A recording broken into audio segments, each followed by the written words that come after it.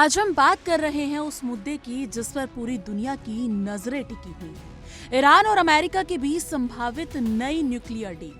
दूसरी दौर की अहम बातचीत से पहले ईरान के विदेश मंत्री अब्बास अरागची जिनेवा पहुंचे और वहां उन्होंने संयुक्त राष्ट्र की परमाणु निगरानी संस्था इंटरनेशनल एटॉमिक एनर्जी एजेंसी के प्रमुख राफेल ग्रासी से विस्तृत तकनीकी चर्चा की। इस मुलाकात को सामान्य तकनीकी चर्चा की गई, यानी कि अगर देखा जाए तो इस मुलाकात को सामान्य और औपचारिक बैठक नहीं माना जा रहा, बल्कि इसे अमेरिका के साथ होने वाली बातचीत की तैयारी के रूप में देखा जा रहा है। ग्रासी ने खुद कहा है कि ये बातचीत जिनेवा में होने वाली जरूरी कूटनीतिक वार्ताओं की तैयारी का हिस्सा है, जिससे साफ है कि तकनीकी स्तर पर कई जटिल मुद्दों पर चर्चा हो चुकी है।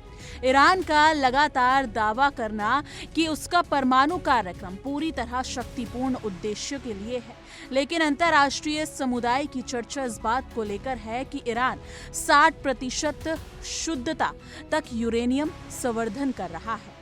विशेषज्ञों का मानना है कि 90% शुद्धता को हथियार ग्रेड स्तर माना जाता है, यानी कि ईरान तकनीकी रूप से उस सीमा के काफी करीब पहुंच चुका है जहां से परमाणु हथियार बनाना संभव हो सकता है।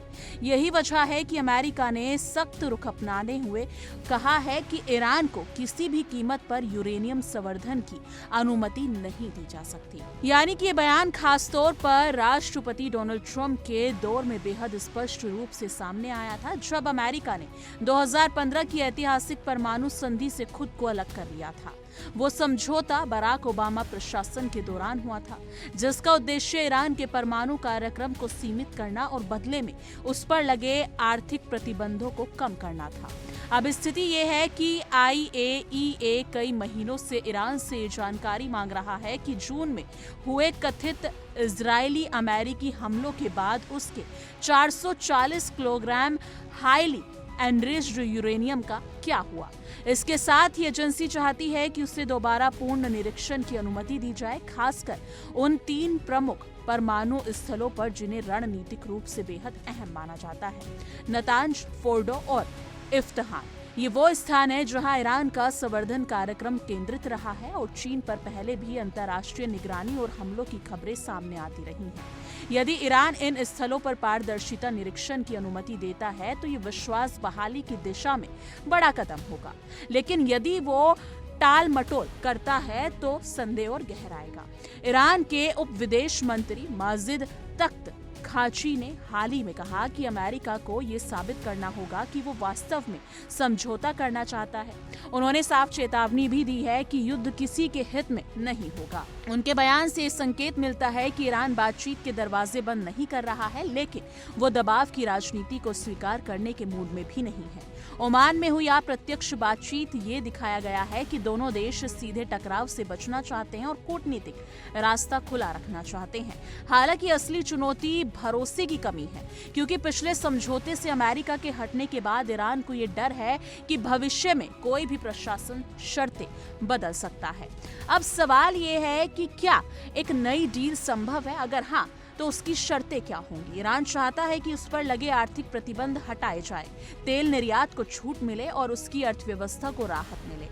वहीं अमेरिका और उसके सहयोगी चाहते हैं कि यूरेनियम संवर्धन पर सख्त नियंत्रण हो, निरीक्षण पूरी पारदर्शिता के साथ हो और ईरान क्षेत्रीय स्तर पर अपनी गतिविधियों को सीमित करे।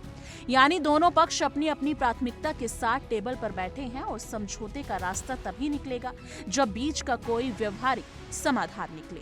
जिनेवा में हुई ये कूटनीतिक गतिविधि आने वाले महीनों की दिशा तय कर सकती है।